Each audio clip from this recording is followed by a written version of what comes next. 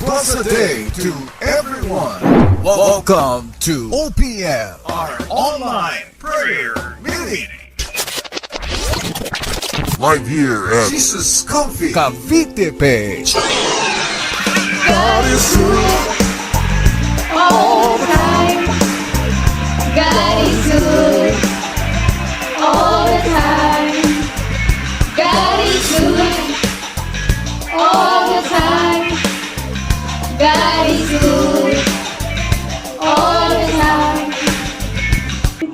God is good all the time. All the time, God is good. Ayan, isang pinagpalang gabi muli mga kapatid, umaga, tanghali, sa lahat ng mga kasama natin ngayon. Welcome po to our OPM online prayer meeting. Live po tayo dito sa Jesus Coffee Church. 7 to 8 p.m. lang po tayo. Hello po mga kapatid! Kumusta po kayo? Na-miss po namin kayo. Ayan. At sa lahat po ng first timer, pakitype po ang New Blessing! Ayan. Thank you Lord. At syempre, bago ang lahat, magpapakilala muna kami. Ayan. I'm Sister Novi. I'm Sis Cheng. I'm Sister Michelle. And we are from Kids Ministry! Ayan. Thank you Lord mga kapatid. Manatili ka lang dyan kapatid hanggang matapos tayo at tiyak na mabibless ka. Ayan, at para naman po sa ating digital evangelism, huwag po natin kalimutang i-share ang ating OPM. Right-click and share. Sabay-sabay po tayong magbahagi ng salita ng ating Panginoon mga kapatid. And be part of our digital evangelism. Mas pinadali na ni Lord ang pagbabahagi ng kanyang salita. Isang click lang at marami na ang makakapakinig at makakapanood ng mensahe ng ating Panginoon. Kaya kapatid, let's invite more souls sa kingdom niya. Yan, at thank you Lord sa mga kapatid natin na walang sawa sa pag-share at pagtatag. God bless you po mga kapatid. Alam natin na hindi nasasayang ang lahat ng ating mga ginagawa para sa ating Panginoon. Amen. Ayan, praise the Lord. Ayan, bago po tayo magtuloy-tuloy, hingiin po muna natin ang gabay at presensya ng ating Panginoon para sa gawain na ito. Proceed.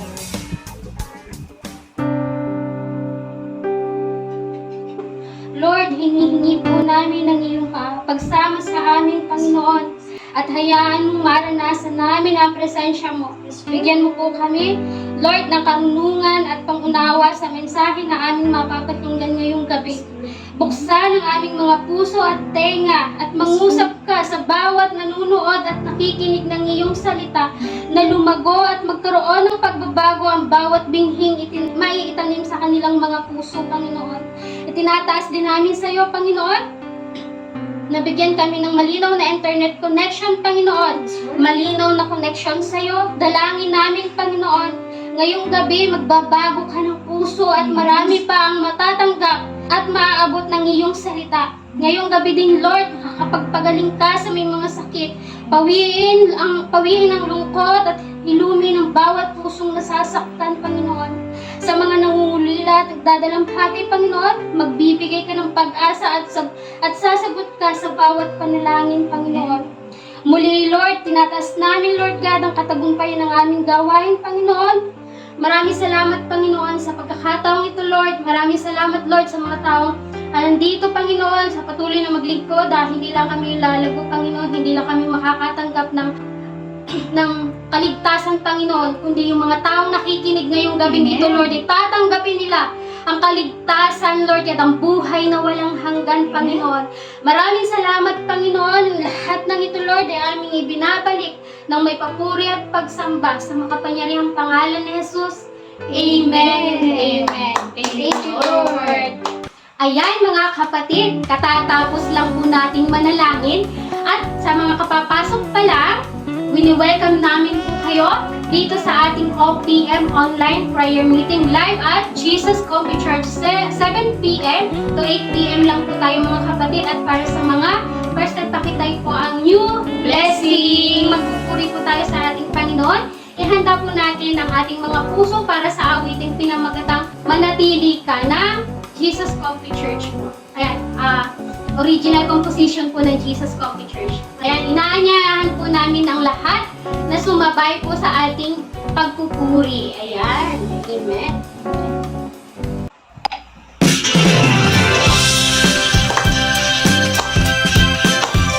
Kaya mga kapatid, sabayan ninyo kami magpuri at magpasalamat sa ating Panginoon. Hindi ako maaalala Pagkat Jesus kasama ka Tumating man ang unos Tagas ako lubos Tagumpay ko sa Diyos Hindi ako mangangamba Ang tunay ang nariyan Dumating man ang bagyo, ako'y nakatayo sa pundasyong bato. Manatili ka at ika'y mamumula. Si Jesus ang ating puno at tayo'y masama. Manatili ka, ano man ang problema, pagpapala niya'y naghihintay sa'yo. Manatili ka. Manatili ka.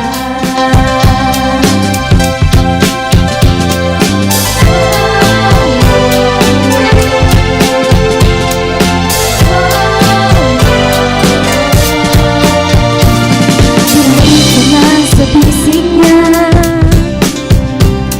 Ang akala ay lumutin na.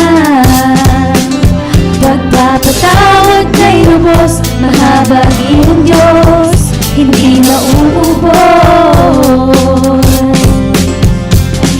Halika na't awitan siya, mabuti ang kalooban niya. Papawiin ang lungkot, hindi matatakot, lumapit lang sa Diyos. Manatili ka at ika'y mamumula. Si Jesus ang ating puno at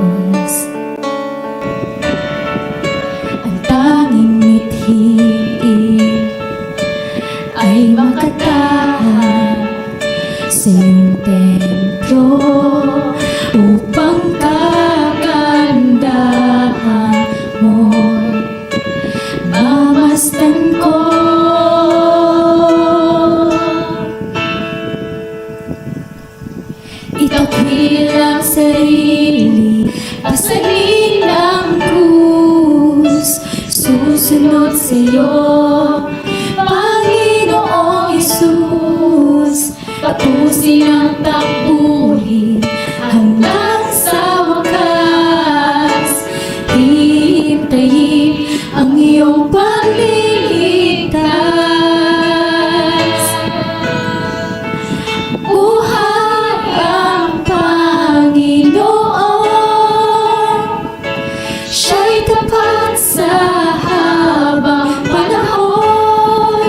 Ika'y mananatili, aming Diyos at Hari. Walang katulad ng pag-ibig mo, Jesus, magpakailanman. Ikaw ang Diyos na walang hanggan. Sa iyo ang kaligtasan, lahat ng karangalan, lahat ng papuri sa pangalan mo. Ilang sarili, masilid ang krus, susunod sa iyo, Panginoong Jesus. Tapusin ang takbuhin hanggang sa wakas. Hihintayin ang iyong pagliligtas. Itakwil ang sarili, pasilid ng krus, susunod sa iyo, Panginoong Jesus. Tapusin ang takbuhin hanggang sa wakas. Hihintayin ang iyong pagliligtas. O buhay ang Panginoon, siya'y tapat sa habang panahon. Ika'y mananatili, aming Diyos at Hari. Walang katulad ang pag-ibig mo, O Jesus, magpakailanman. Ikaw ang Diyos na walang hanggan. Sa iyo ang kaligtasan, lahat ng papuri sa pangalan mo. Sa iyo ang karangalan, lahat ng papuri sa pangalan mo. Sa iyo ang kaligtasan, lahat ng karangalan, lahat ng papuri sa pangalan mo.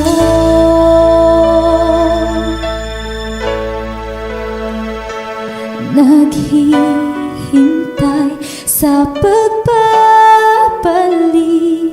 sa iyong mukha'y nananapig. Ang puso ko'y umaasa na makita't makapiling ka.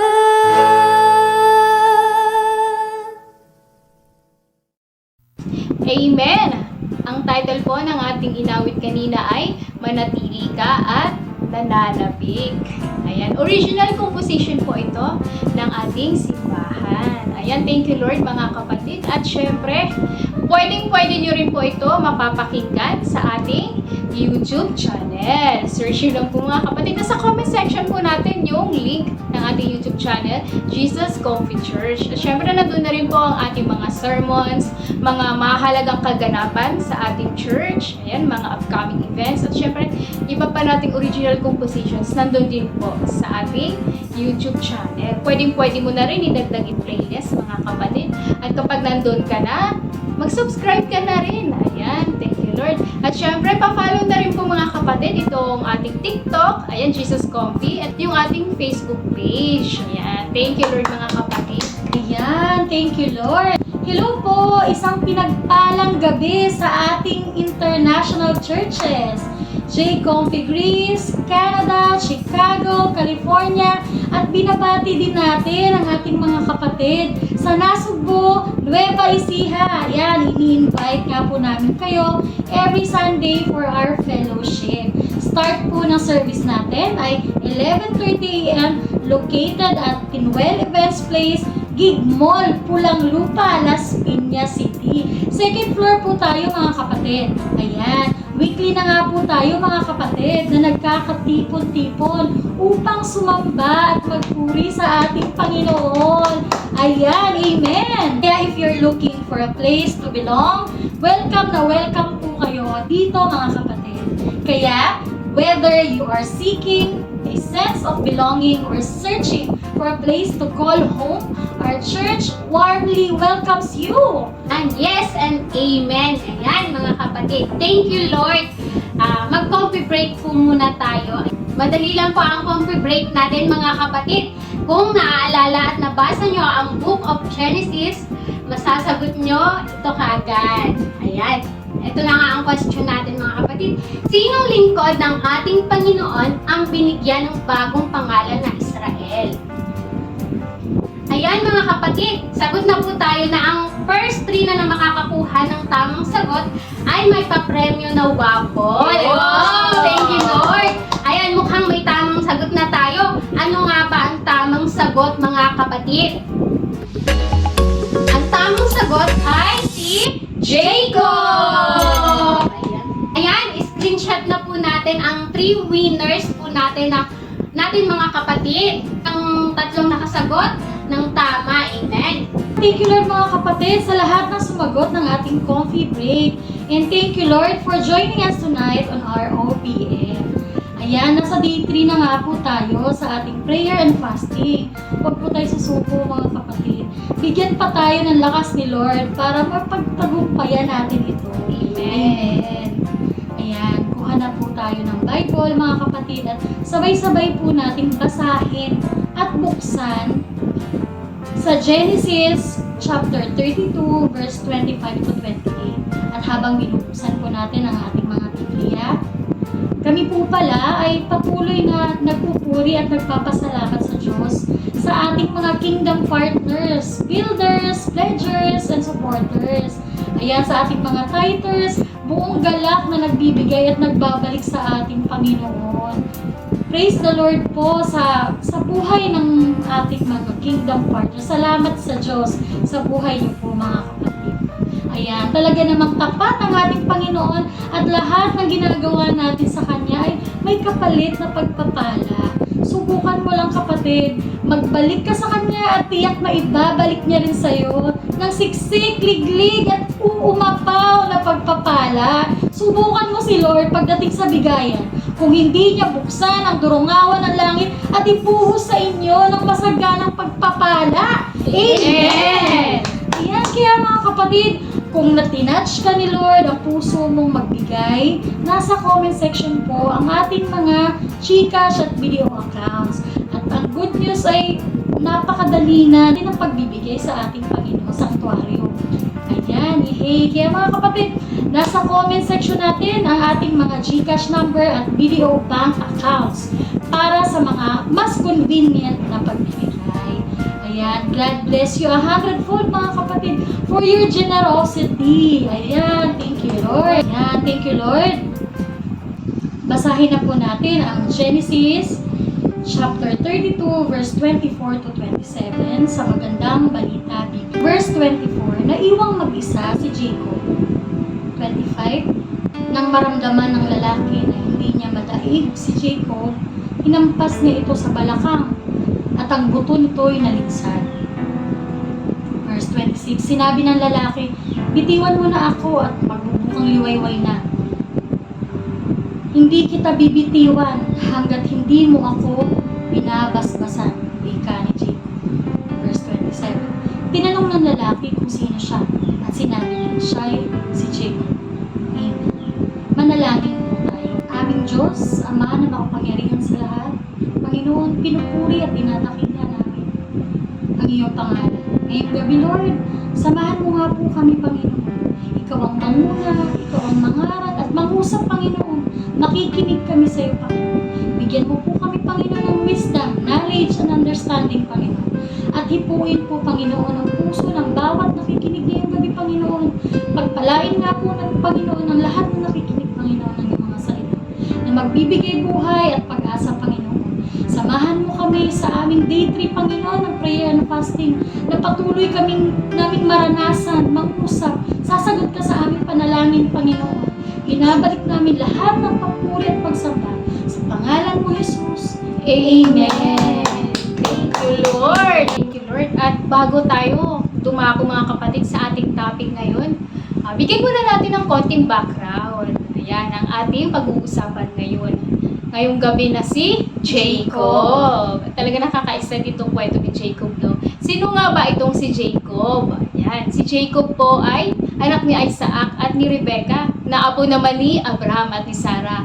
Ayan, kilalang-kilala na natin sila, pati yung kids church natin. Ayan, nagmula siya sa lahi ni Abraham at siya ay bunsong kambal ni Esau.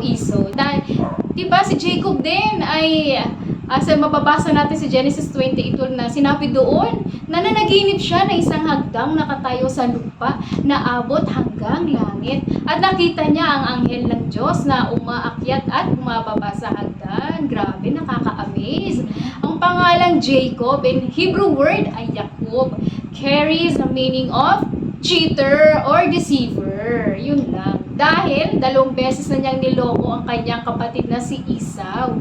Ayan, una, nang kunin niyang karapatan ng kanyang kapatid bilang panganay. At pangalawa niyang panloloko nung nakuha niya ng basbas ng kanyang amang si Isaac na dapat sana ay kay Esau. At ngayon tunghayan natin kung ano nga ba ang ating matututuhan na aral mula sa buhay ni Jacob na tinaguri ang ama ng 12 tribo ng Israel. At paano nga ba tinupad ng Diyos ang pangako sa kanya na ang kanyang lahi ay magiging kasindami ng alikabok sa lupa, at paano siya tinawag na Israel. Ayan, thank you, Lord. Ayan. Bago tayo dumako sa ating first point, pakilala muna kami. Ayan. I'm Sister Michelle.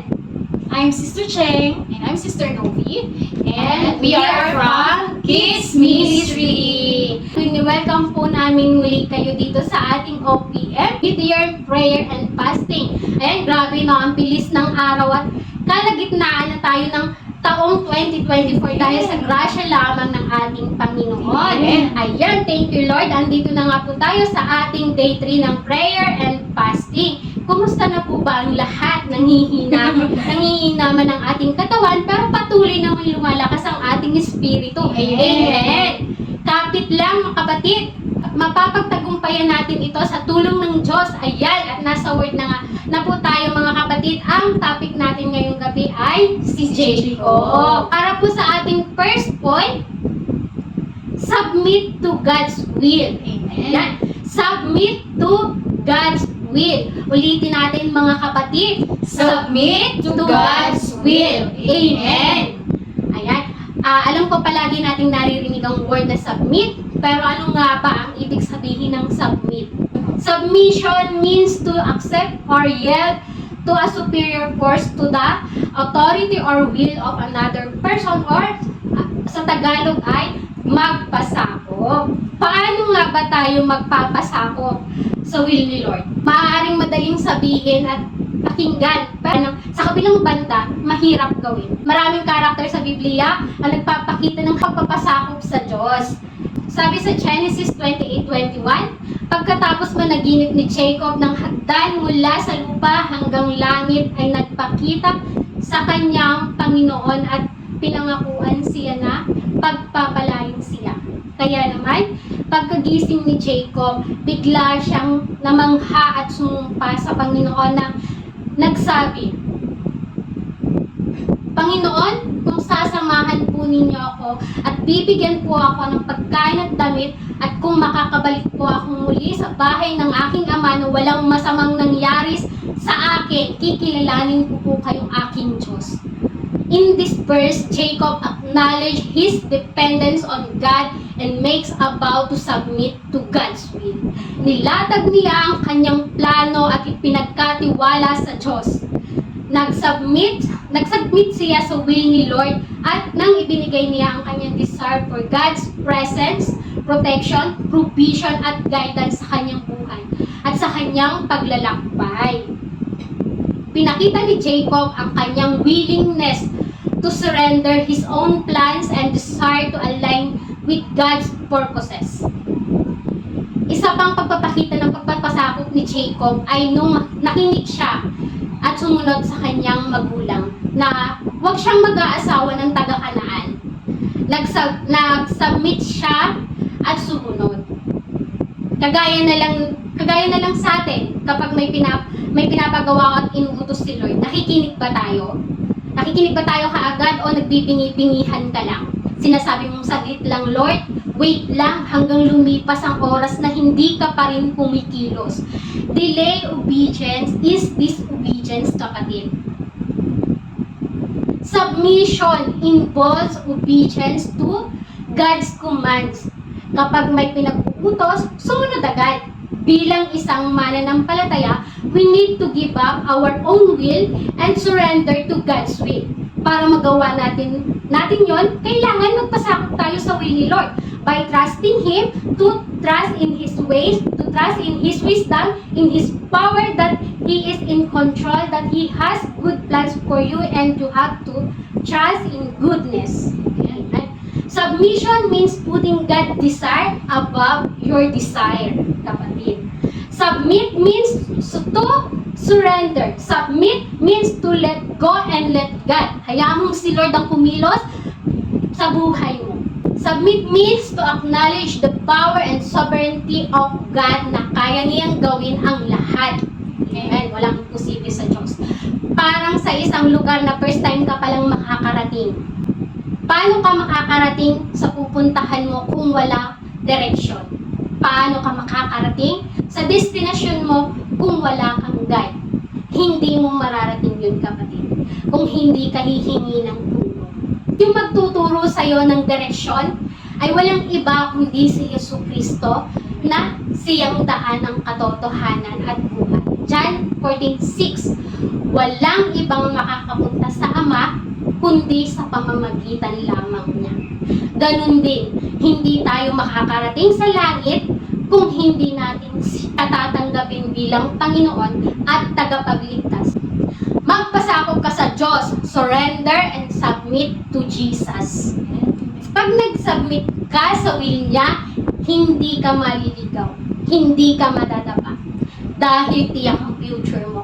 Kapag kamay ng Diyos ang gumabay sa iyo, dahil hindi natin kayang gawin ang lahat ng pinapagawa ni Lord kung sarili mo ang nasusunod mo. Walang God's will doon. Will mo yon, kagaya ni Jacob.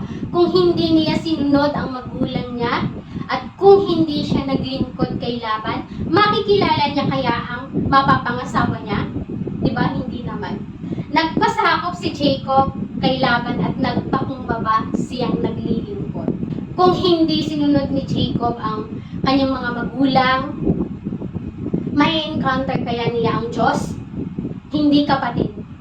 Masunod mo man ang gusto mo at magtagumpay ka, pero kung wala si Lord doon, baliwala ang lahat. Submission, may kalakip na pagsunod. Kailangan natin sumunod at magpasakop sa kalooban ng Diyos. Kapag may pinapagawa ang Lord sa atin, gawin natin ng may kagalakan sa puso natin. Kasi di ba masaya sa pakiramdam na ginagawa mo yung gustong ipagawa sa iyo ng Diyos.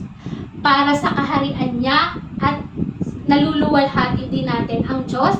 Sabi sa Colossus 3:23-24, ano man ang inyong ginagawa, gawin ninyo ng buong puso na parang sa Panginoon kayo naglilingkod at hindi sa mga tao.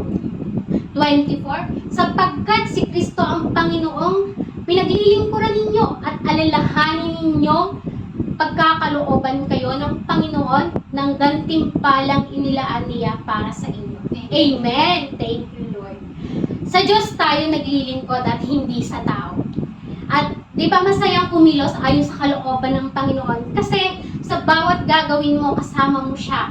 Hindi kanya pababayaan. Lahat ituturo niya sa'yo sa mga gagawin mo dahil ang banal na Espiritu ang siyang magtuturo sa atin.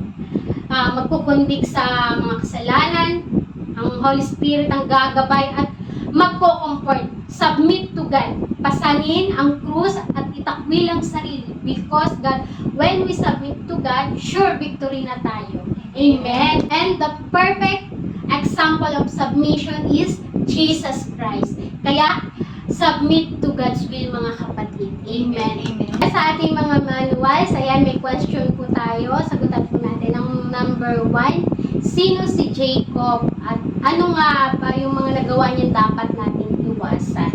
Si Jacob po ay isang anak ni Isaac and Rebecca at isang lingkod rin po ng ating Panginoon. And syempre po, ano po yung mga dapat nating hindi tularan kay Jacob? Unang-una po syempre yung pandaraya at saka yung panlilinlang. Ni Esau kasi kinuha ni Jacob yung basbas na dapat para sa kanya. And syempre, di po ba, kung sa inyo ba gagawin to, matutuwa pa kayo? Syempre, hindi, di ba? Magagalit rin tayo sa ginawa ni Jacob. And yung naging solusyon po nila dito, yung naging sagot, kung paano nila hinarap. Pinalis po si Jacob ng kanyang mga magulang sa sarili nilang bayan. Pinapunta ito sa kanyang tiyo Laban para doon magpalipas or magpalipas ng galit or mahupa yung galit ni Esau sa kanya. Kasi kahit tayo, pag nagagalit tayo, di ba, hindi agad nawawala yung galit. Kailangan muna natin pakalmahin yung sitwasyon. Bigyan ng space ang isa't isa para makapag-isip ng maayos. Kasi kung mainit o galit pa yung isa, wala ding patutunguhan yung pag-uusap, di ba? Kung may galit pa nga, di ba, minsan hindi na tayo nakakapag-isip ng tama. Hindi na natin naiisip yung dapat nating sabihin na nakakasakupal tayo or nakakapagdilim yung paningin gaya ni Esau na nasa isip niya na patayin agad si Jacob. So ngayon yung naging solusyon nila, paalisin si Jacob sa sarili nilang bayan. At si Lord na mismo yung gumawa ng way or gumawa ng paraan para ma-restore yung relationship nilang magkapatid. Yan, thank you Lord, Sis Michelle, sa ating napakagandang point number 1. Ngayon naman dumako tayo sa ating point number 2. At bago ang lahat, magandang gabi po mga kapatid. Nakapag-adjust na po ba tayo sa ating day 3 ng prayer and fasting? Ayan, andito nga po tayo sa ating mid-year prayer and fasting ngayong araw. May mga pangungusap na ba si Lord? Meron na kaagad bang answered prayers? Ayan, meron na po ba? Naku, nakakamangha naman talaga. Talagang mapupuspos tayo ng banal na espiritu. Ayan mga kapatid, kapit lang at manalig sa ating Panginoon at palaging humingi ng kanyang gabay sa ating mga ginagawa. Ayan, dumako na nga po tayo sa ating point number 2. Ang ating point number 2 ay don't wrestle with God. Isa pa nga mga kapatid, don't wrestle with God. Ayan, amen. Sabi nga sa Genesis chapter 32 verse 22, nang gabing iyon, bumangon si Jacob at isinama ang dalawa niyang asawa at pinatawid sila sa ilog ng Jabbok. Kung mapapansin natin, ang pakikipagpuno ni Jacob sa Diyos ay nangyari sa gabi. At kaya sa araw na marami tayong kaabalahan sa buhay, katahimikan ng gabi, yun yung nagre-reveal sa atin ng takot at mga alalahanin. At yung oras na yun talaga yung itinakda ng Panginoon para makita ni Jacob na hindi siya dapat umaasa sa sarili niyang lakas, na kailangan niya yung harapin si Esau at para humingi ng kapatawaran at hindi niya ito maaring takasan pa. Ayan, don't wrestle with God. Huwag kang makipagpuno sa Diyos. Kung ang pinaglalaban mo ay sarili mong kagustuhan, sarili mong motibo, at sarili mong will, lahat ng yan ay mauuwi sa wala. At sabi nga sa Proverbs chapter 19 verse 21, many are the plans in a person's heart, but it is the Lord's purpose that prevails. Amen. Marami ka mang gustong ipaglaban sa buhay. Kung hindi naman yun ang plano ng Diyos sa buhay mo, hindi ka magtatagumpay.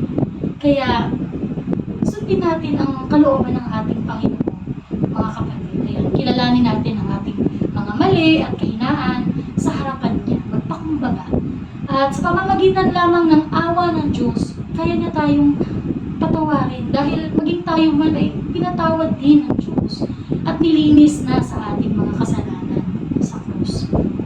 Ayan. Ang kanyang biyaya na nagliligtas sa atin para makapagpatuloy sa buhay. Alam ni Jacob na sa Diyos lang siya nakikipagpuno at hindi siya sumuko hanggang sa pagpalain nga siya ng Panginoon. Ayan, alam niyang hindi siya karapat-dapat sa pagpapala, ngunit handa naman niyang harapin ang anumang kahihinatnan para matanggap ito. Ayan, ang pakikipagpuno ni Jacob sa Diyos ay naging dahilan ng kanyang pagkapilay. Kapalit naman ito ang pagtanggap niya ng pagpapala. Ayan, amen. At bagamat maaari pa rin tayong dalawin ang ating mga pagkakasala, na makasalanang pamumuhay sa nakaraan, subalit ang tapat ang Diyos at hindi niya tayo hahayaan na mahulog muli sa pagkakasala. Ayan. Sabi nga sa 1 Corinthians chapter 10 verse 13, wala pang pagsubok na dumating sa inyo na hindi naranasan ng ibang tao. Tapat ang Diyos at hindi niya tayo ipapahintulot na kayo'y subukin ng higit pa sa inyong makakaya. Amen. Amen.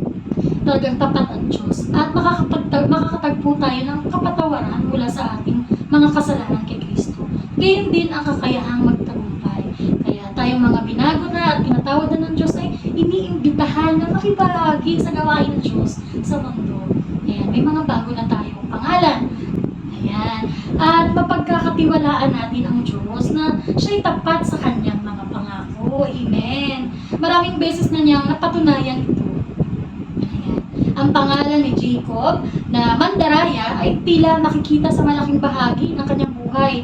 Ngunit siya rin ay si Israel, ang pinangakuan ng Diyos na nanatiling tapat sa kanya. Amen. Nagpakita ang Diyos kay Jacob at nagtiwala si Jacob sa kanyang mga pangako. Sa kabila ng mga kahinaan ni Jacob, pinili siya ng Diyos para maging leader ng isang dakilang bansa na nagtataglay ng kanyang pangalan hanggang sa panahong ito. Amen. Tulad ni Jacob na tayo ay mga tao lang din na nagkakamali. Walang malaking karunungan at katapangan si Jacob kung titingnan natin siya.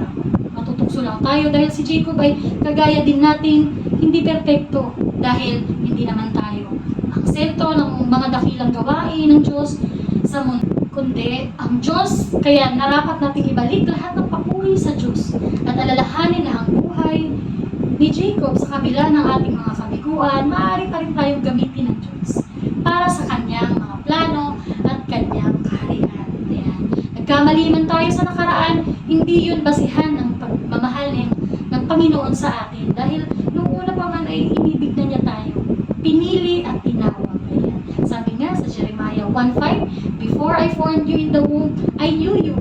Before you were born, I sanctified you. I ordained you a prophet to the nations. Amen. Pinili tayo ng Diyos ayon sa layunin niya. Kaya, pinapakita lamang dito na hindi tayo dapat pang makipagpuno sa ating Panginoon. Ayan. Don't wrestle with God dahil hindi natin siya kayang talunin. At siya ang may kontrol, may hawak ng ating mga buhay. At mayroon siyang layunin sa kanyang mga tinawag para sa kaharian niya. Ayan. Amen. Jacob wrestled all night but could not overpower God. We too can't win when we wrestle with God. It's like trying to push a mountain. The mountain won't budge. Instead, we need to climb the mountain, accepting the path that God has laid out for us. Amen. Don't wrestle with God. Dahil hindi ka mananalo, kapatid. Kaya sa ating mga manuals, question number 3, ayan. Sa paanong paraan na bago si Jacob? Sa paano nga bang paraan? Ang patuloy na gabay at pagtupad ng Panginoon sa kanyang mga pangako at naging paraan upang magbago si Jacob. Hindi talaga siya pinabayaan ng Panginoon. Ayan, at sa ating question number 4, sa paanong paraan ba ipinakita ng Diyos ang pagkilos sa kanyang makapangyarihang kamay? Ayan. Ang sagot mga kapatid, bagamat sumuway at makasalanan si Jacob, pinili pa rin siya ng ating Panginoon. Ang kamay ng Panginoon pa rin ang nagligtas sa kanya sa galit ng kanyang kapatid. Ayan, amen. Amen. Thank you, Lord, sa mga points at insights na binigay ng ating Panginoon. Thank you, Lord, Sis Michelle at Sis Menchi sa ating mga points na pinagkaloob ng ating Panginoon. Point number 1, let us submit to God's will. Ating point number 2 natin, we won't win when we wrestle with God. And for our third point tonight, mga kapatid, God always wins. Amen. ulitin natin mga kapatid. I-type natin sa comment section. God always wins. Ayan. Totoo naman talaga no, na hindi talaga tayo mananalo sa Diyos. Ayan. Nalaman natin kung paano nakipagbuno si Jacob para makuha ang basbas ng Panginoon. Ngunit, nangangahulugan ba ito na natalo niya ang Diyos?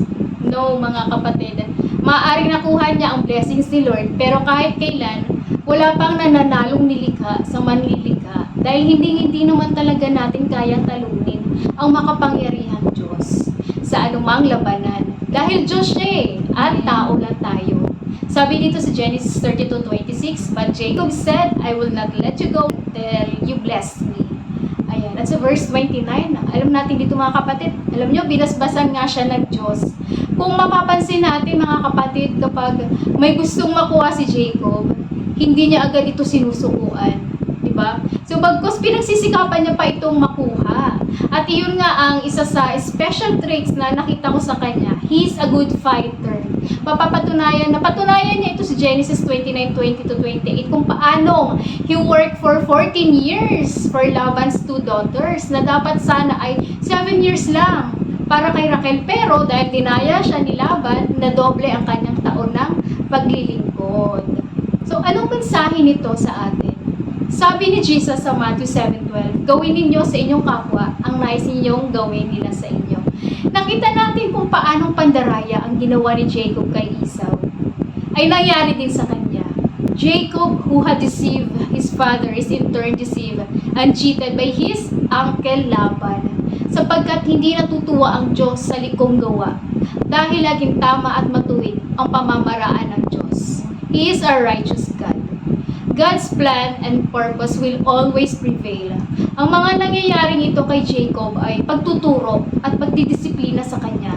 Dahil sabi sa kanyang salita sa mga Hebreo 12:6-8, sapagkat dinidisiplina ng Panginoon ang mga minamahal niya at pinapalo ang itinuturing niyang anak. So it was discipline, it was correction, and this was a humbling experience for Jacob. Thank you, Lord. In Genesis 32:22, nang gabing yun, bumangon si Jacob at isinama ang dalawa niyang asawa, ang dalawang alipin niyang babae, ang 11 ng anak, at pinatawid sila sa ilog ng Jabok. Jabok, ayan, kung saan nangyari ang pakikipagbuno ni Jacob sa Diyos. Jabok, the root meaning is to drain or empty itself. Picture this. Jacob was alone, all he had was gone, family, servants, wealth, livestock. Marahil pagod na rin si Jacob mentally, physically, distressed, and terrified to death dahil kailangan niya pang harapin ang kapatid niya si Esau. Jacob was devastated. His soul is so weary that he was mentally conditioned for a 50% chance of survival, at sa kanyang pag-iisa at pagpapahinga, may nakipagbuno sa kanya. Until daybreak. Wow! No commercial breaks pala ito mga kapatid. A 12-round boxing match last less than 1 hour lang kung walang commercial. Pero itong wrestling nila Jacob at ni Lord ay umabot hanggang mag-umaga. Grabe! Isipin nyo data ang pinakamagandang boxing match in history. So ito, in Genesis 32:25-26, nang mapansin niya na hindi niya matatalo si Jacob, pinisil niya ang balakang ni Jacob at nalinsad ang magkatapat na buto nito. At sinabi ng tao, bitawan mo na ako dahil mag-uumaga na. Pero sumagot si Jacob, hindi kita bibitawan hanggat hindi mo ako babasbasan. At pagkatapos ay binasbasan niya si Jacob. Imagine niyo yun mga kapatid. Nahawakan at nakita mismo ni Jacob ang mukha ng Panginoon. Hindi ba't napakasarap na sandali ito para sa ating mga mananampalataya na makita at mahawakan ang ating Panginoon? Sino may ayaw nun? Sino may ayaw maranasan ang presensya ni Lord? Jabok is a lonely place, a dark place, a place of struggle and wrestling. And Jacob was also alone that night. At totoo no, na marami talagang nangyayari sa gabi. At kapag tayo ay nag-iisa na lang, nariyan ang bulong ng kaaway, kalungkutan, at kung ano-ano pa. katulad ng ating point number 2, ayan, nasa iyo na kung paano mo gagamitin ang opportunity na yun para ma-encounter si Lord. Kaya dapat lagi nating suot ang kasuotang pandigma. Ephesians 6:10-14, isuot ninyo ang buong kasuotang pandigma ng Diyos upang kayo'y makatagal laban sa mga pakana ng dyablo. In Jesus' name. For we do not wrestle against flesh and blood, but against the rulers, against the authorities, darkness, against the spiritual forces of evil. In Jesus' name. Ano ba yung mga jabok sa buhay mo ngayon, kapatid? Maaring ito ay sakit, kakapusan, anxiety, mga bayarin, kasalanan, nagtatago sa dilim, brokenness, panlalamig, o paglayo sa Panginoon. During in your jabok moments, nakikipagbuno ka rin ba sa Diyos para ma-encounter siya at hingin ang blessing niya? Or nakikipagbuno ka sa sarili mong will? Minsan dahil sa mga pagsubok, hindi mo na hinahanap ang presensya ni Lord. Hindi ka na nananalangin at humihingi ng tulong sa Kanya at gumagawa ka na lang ng sarili mong solusyon sa problema mo.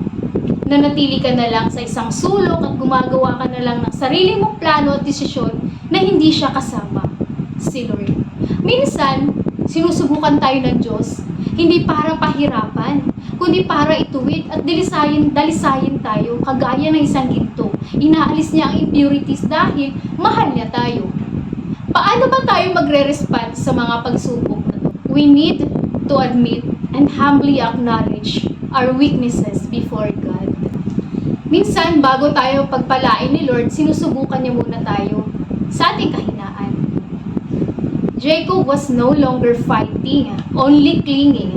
Dahil nalinsad nga ang buto niya. Minsan, dinadala tayo ng Diyos to a point of utter brokenness and dependence sa Kanya para matuto tayo magtiwala sa Kanya sa gitna ng ating kahinaan. At minsan, inuubos ni Lord yung lakas natin para maipahayag ang Kanyang kalakasan sa atin. Na Lord, kailangan kita na huwag tayo magtiwala sa sarili nating lakas, sarili kakayanan, abilidad, skills, possessions, and positions dahil lahat yan ay mawawala lang. At hindi kayang puna ng kakulangan sa puso natin. God knows exactly where to touch your life to get your attention.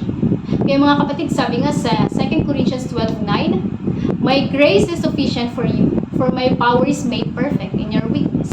Kaya wala tayong may pagmamalaki sa harapan ng ating Panginoon dahil lahat ay nagmula sa Diyos.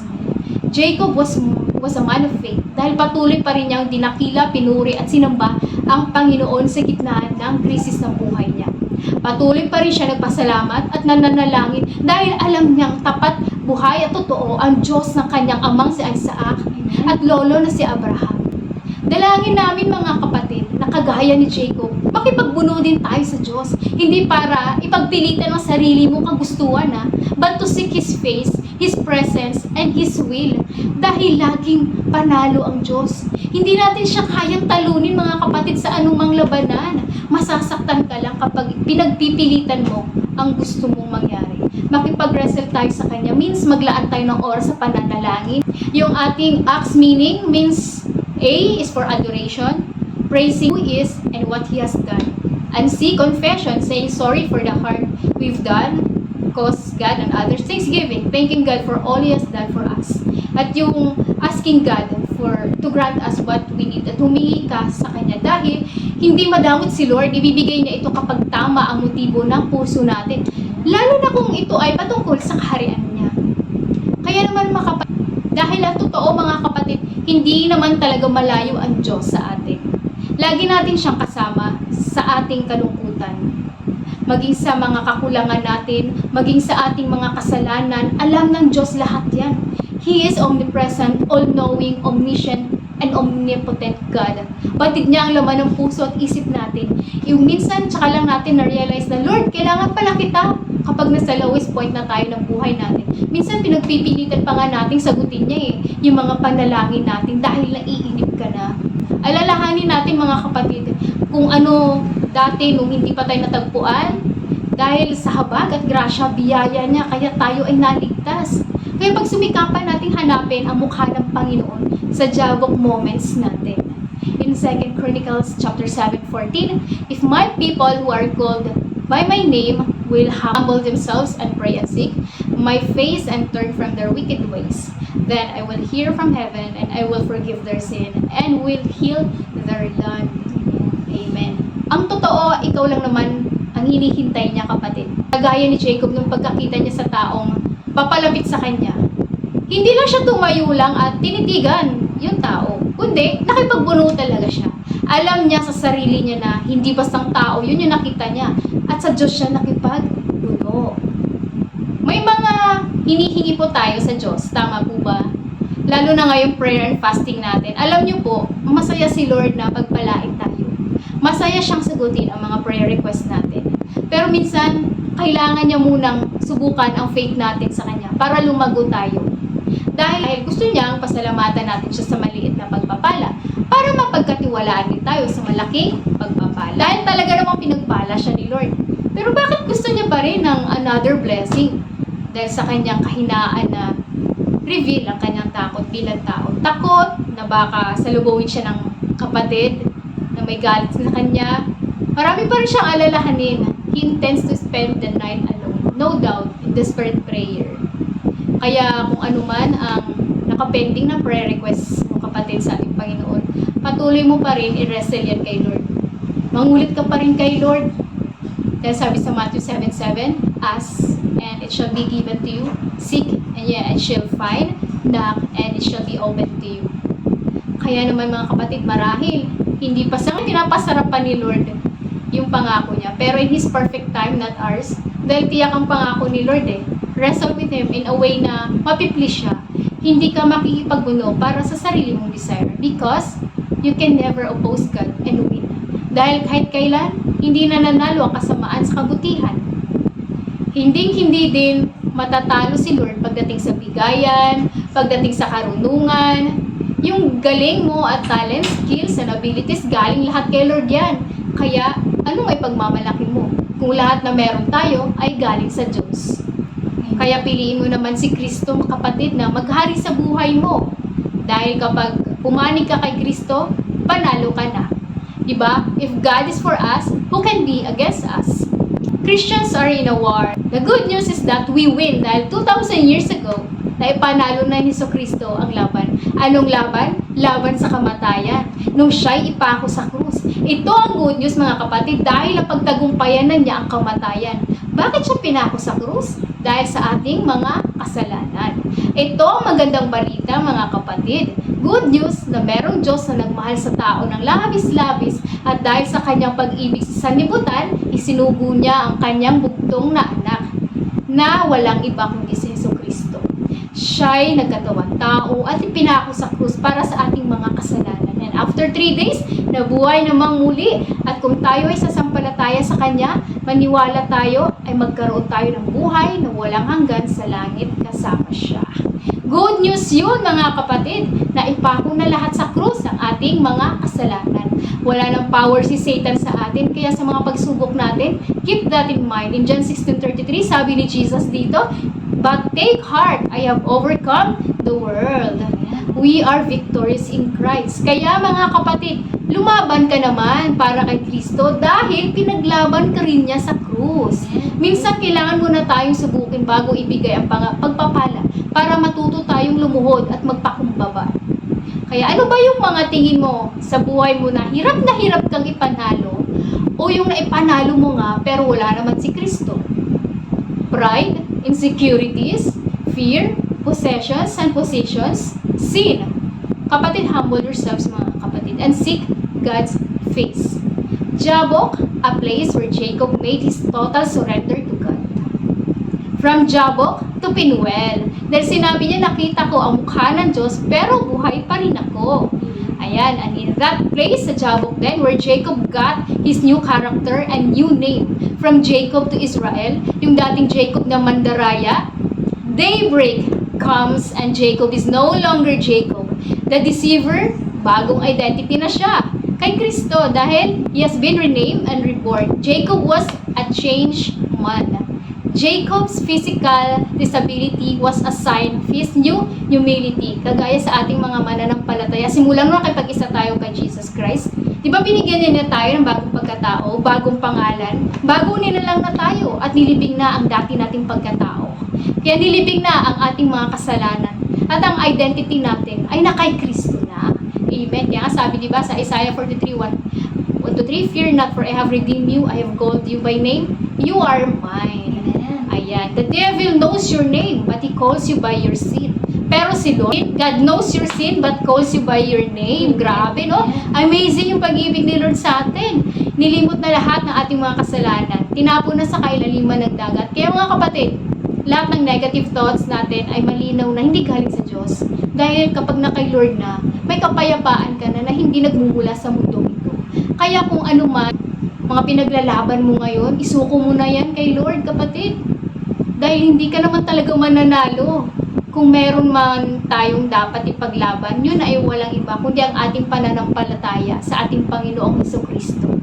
Kaya choose your battle wisely and acknowledge your weakness to gain Christ's strength.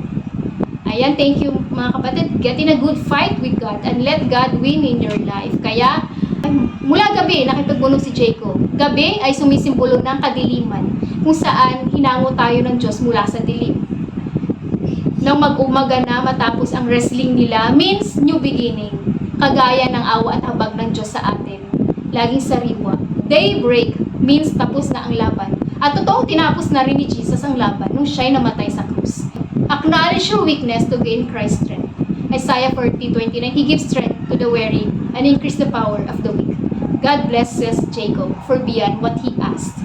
Kaya sa ating mga manual, mga kapatid, question number 5. Ayan, may sagot na ba tayo? Anong mga susi ang iyong natuklasan para maranasan natin ang divine intervention? Ayan, ang sagot natin. When breaking point becomes blessing point. Ayan, kailangan talaga tayong dalhin ni Lord, no? In Jabok, not to crush us, but to bless us. Yung Diyos na nagpala kay Jacob ay isang Diyos pa rin ang siyang magpapala sa atin ngayon. Kaya we must go through a process of breaking, surrendering, and acknowledging our weakness and limitations. Dahil sa pagpapakumbaba at total surrender, matatanggap natin ang pagpapala. Kaya yung wrestling nila, yung that wrestling with God can lead to blessing from God. Kaya pinapaalala din sa atin na dapat hindi tayo tumingin sa mga material na pagpapala. Oo, hindi masama humingi ng bagay na yun, pero higit na pahalagahan natin, sikapin natin, hingin ang spiritual na pagpapala, ang kanyang kalooban. Dahil alam nating meron na tayong true riches in heaven, heavenly riches. At soon, dadalhin din tayo ni Lord sa promised land. Walang iba, yung lupang pangako na yun, kundi sa langit. Glorious eternal home for all those who love Him. Buhay na walang hanggan. God broke Jacob's physical strength in order to bless him with true spiritual and moral strength. Ayan. Kaya, ayan mga kapatid, the foreshadowing of Jesus' life can be seen in the story of Jacob. Makikita natin dito yung interconnectedness of the Old Testament and New Testament, kung saan si Jacob ay highly favored and beloved son. Si Jesus ay pinakamamahal ding anak at lubos na kinalulugdan ng Ama. At dito makikita din natin Jacob's pursuit of Rachel as his bride. Si Jesus naman as our bridegroom, di ba? Of the church. Si Jesus ang husband natin, symbolizing the love and sacrifice of Christ for His people. At makikita din natin dito si Jacob naging ama ng 12 tribes of Israel. Si Jesus may 12 disciples din. Yan, become spiritual fathers in the New Testament. Pero si Jesus is greater than Jacob. Kasi si Jacob was imperfect, whereas Jesus is perfect. Si Jacob nakipagbunog sa Diyos para sa pagpapala ni Jesus. Si Jesus, pinaglaban tayo hanggang kamatayan para sa ating kaligtasan. Namatay siya, pero nabuhay namang muli after 3 days. Kaya, si Jacob, he only gave water, but Jesus gives the water of life. And He is the light. Kaya si Jesus is greater than anything. Jesus is greater than our fear, greater than our needs, greater than our past, is greater than our sin, and He is greater than death. For He conquered death. Jesus won the supreme victory at the cross. And now we share that victory. Kaya, Jesus is certainly greater than Jacob. Dahil si Jesus lang ang tanging daan, katotohanan, at buhay. Ayan. Kaya mga kapatid, sabayan nyo kami sa ating panalangin. Kung ikaw to na hindi pa naisuko ang buhay kay Hesukristo, tanggapin mo siya ngayon. Kung ikaw to na nagmamatigas, lumayo, piniling i-isolate ang sarili at nawala ng tiwala sa Diyos, humingi tayo ng kapatawaran. Kung ikaw tong nanonood na paulit-ulit na lang ang paggawa ng kasalanan, kahit nakatanggap na ng pagpapala at kaligtasan, mga kapatid, humingi tayo ng tawad sa ating Panginoon, galing sa puso. Mga kapatid, sabayan nyo kami sa ating panalangin. Sabihin mo, kapatid, Panginoong Hesus, patawad po, Lord. Isa po akong makasalanan.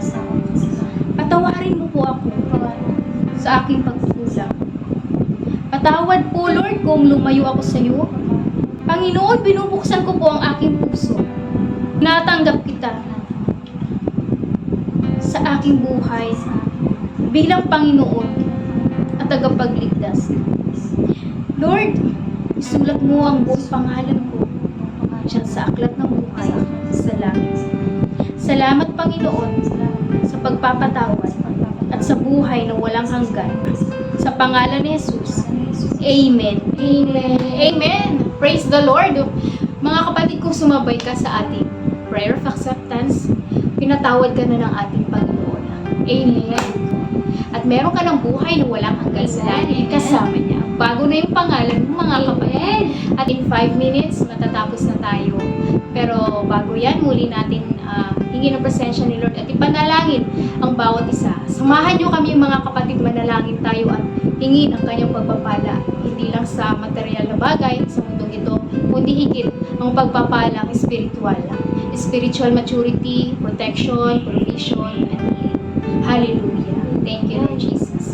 Ayan mga kapatid, sabayan niyo kami sa ating panalangin. Heavenly Father, we thank you. We humbly ask you to bless us. Thank you, Lord, for your word. Thank you, Lord, sa pagsama sa amin, Lord.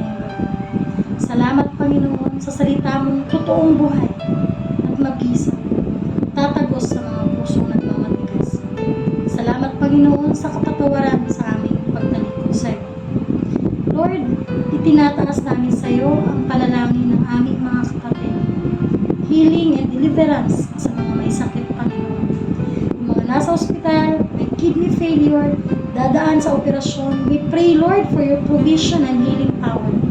Sa mga kapatid namin na nasa ICU, Lord, ipadala mo na nga po, Panginoon, ang kagalingan. Mula ulo hanggang talampakan, Panginoon. We declare healing by the power of your Holy Spirit. We are healed. At sa mga kapatid namin, Lord, na nawala ng mahal sa buhay, Panginoon, ipadala mo nga po, Panginoon, ang comfort, Panginoon, during these difficult times. Maging sa mga kapatid namin lumayo, ng lamig at nanghihina, Jesus. Hilain mo sila, Panginoon, pabalik sa iyo, Panginoon. Divine intervention, Panginoon, sa lahat na nawala ng apoy sa pananampalataya. Panginoon, panumbalikin mo nga po, Panginoon, maglingkod sa iyo, Panginoon. Ganun din, Lord, sa mga kapatid namin, mga nasa abroad, Panginoon, mga nag-aayos ng papeles, Panginoon, nagsiseminar, Panginoon. Lord, kayo nga po ang mag-provide, Panginoon, sa lahat ng gastusin, Panginoon. Ganun din, Lord, provision sa pagpapatapos ng aming sanctuaryo, Panginoon, ang iyong bahay sa Panginoon. Lord, we also pray, Lord, for protection, Lord, sa mga lingkod mo, Lord. Give us joy and patience sa aming mga pagsaserve, Lord. Magkaroon kami ng endurance, Panginoon, na magpatuloy sa gawain ng Panginoon hanggang sa makuha namin, Panginoon, ang reward na galing sa iyo. Amen. Lord, lahat ng ito, Lord, ay binabalik at itinataas namin tanging sa makapangyarihang pangalan mo. In Jesus' name we pray. Amen! Ayan, thank you, Lord, mga kapatid. At tapos na nga po tayo sa ating OPM tonight. And kung sumabay ka sa ating panalangin kanina ay pinatawad ka na ng ating Panginoon. Ayan, ipahuli ang lahat para magsimula. Ayan, balik tayo sa kanyang mga kapatid at sa pamamagitan ng patuloy na pakikinig na kanyang salita sa ating OPM from Mondays to Fridays po tayo, mga kapatid. At ayan, thank you, Lord, sa pamamagitan ng pagbabasa ng Biblia. At syempre, ini-invite ulit namin kayo sa aming gawain every Sunday. Sa ating Sunday service, start po niyan 11:30 a.m. Ayan, thank you, Lord. At syempre, welcome po kayo, mga kapatid, sa ating simbahan Jesus Coffee Church. At thank you, Lord, dahil tapos na tayo sa ating day 3, prayer and fasting. Amen. Thank you, Lord.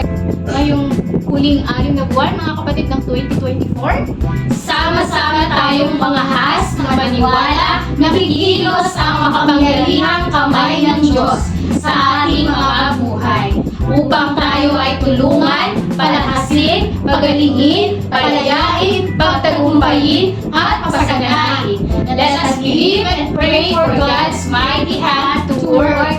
God will intervene. Let's declare and pray for divine intervention. Kaya i-declare na natin ang sabay-sabay. Ayan.